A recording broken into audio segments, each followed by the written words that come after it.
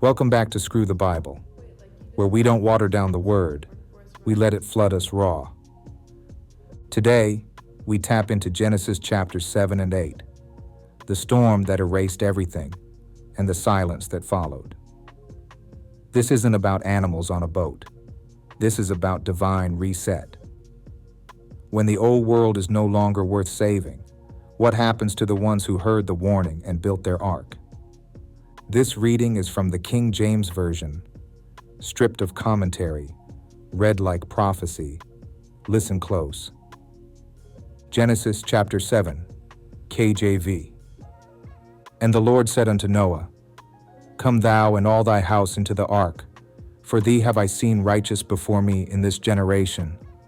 Of every clean beast thou shalt take to thee by sevens, the male and his female, and of beasts that are not clean by two, the male and his female, of fowls also of the air by sevens, the male and the female, to keep seed alive upon the face of all the earth.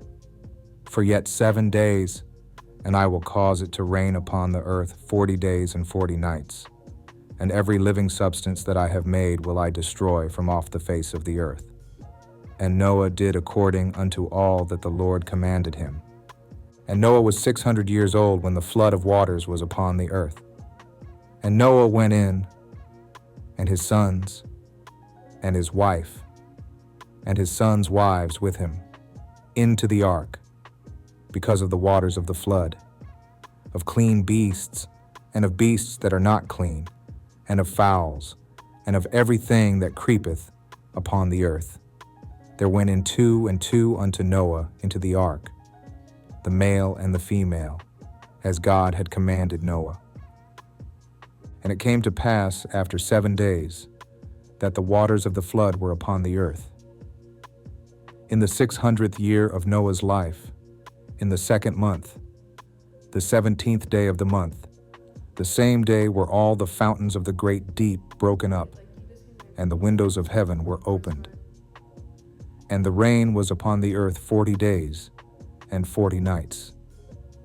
In the selfsame day entered Noah and Shem and Ham and Japheth, the sons of Noah, and Noah's wife, and the 3 wives of his sons with them, into the ark.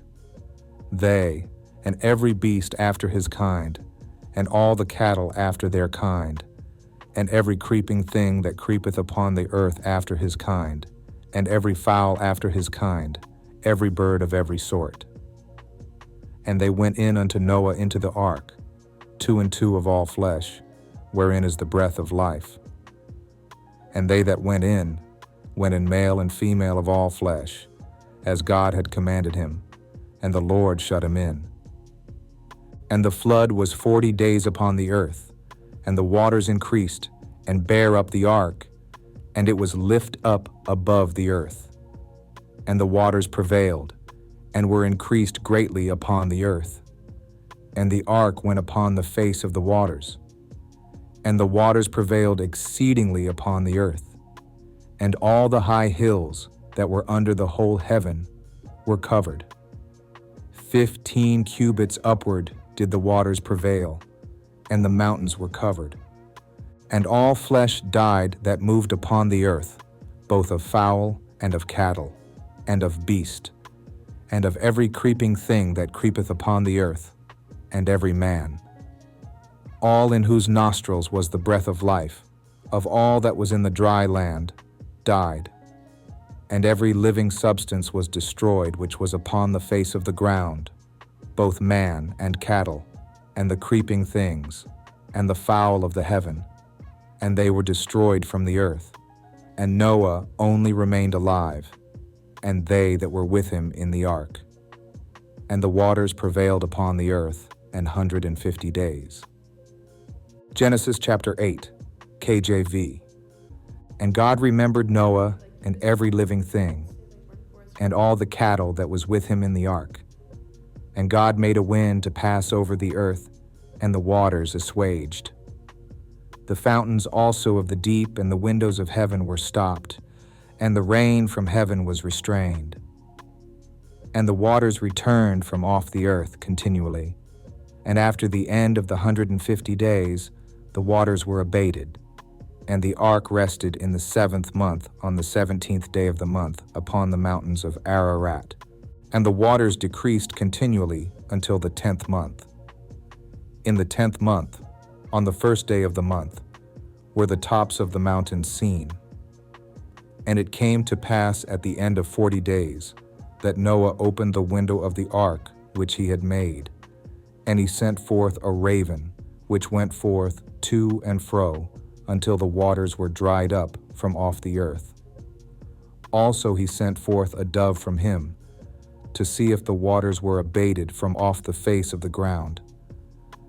But the dove found no rest for the sole of her foot, and she returned unto him into the ark, for the waters were on the face of the whole earth.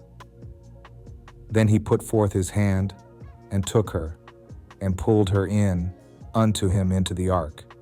And he stayed yet other 7 days, and again he sent forth the dove out of the ark. And the dove came into him in the evening, and lo, in her mouth was an olive leaf plucked off. So Noah knew that the waters were abated from off the earth. And he stayed yet other 7 days, and sent forth the dove, which returned not again unto him any more. And it came to pass in the 601st year, in the 1st month, the 1st day of the month, the waters were dried up from off the earth. And Noah removed the covering of the ark, and looked, and behold, the face of the ground was dry. And in the 2nd month, on the 27th day of the month, was the earth dried. And God spake unto Noah, saying, Go forth of the ark, thou and thy wife and thy sons wives with thee. Bring forth with thee every living thing that is with thee, of all flesh, both of fowl and of cattle, and of every creeping thing that creepeth upon the earth, that they may breed abundantly in the earth, and be fruitful, and multiply upon the earth. And Noah went forth, and his sons, and his wife, and his sons' wives with him. Every beast, every creeping thing, and every fowl, and whatsoever creepeth upon the earth, after their kinds, went forth out of the ark. And Noah builded an altar unto the Lord, and took of every clean beast, and of every clean fowl, and offered burnt offerings on the altar. And the Lord smelled a sweet savor. And the Lord said in his heart, I will not again curse the ground any more for man's sake, for the imagination of man's heart is evil from his youth. Neither will I again smite any more everything living as I have done.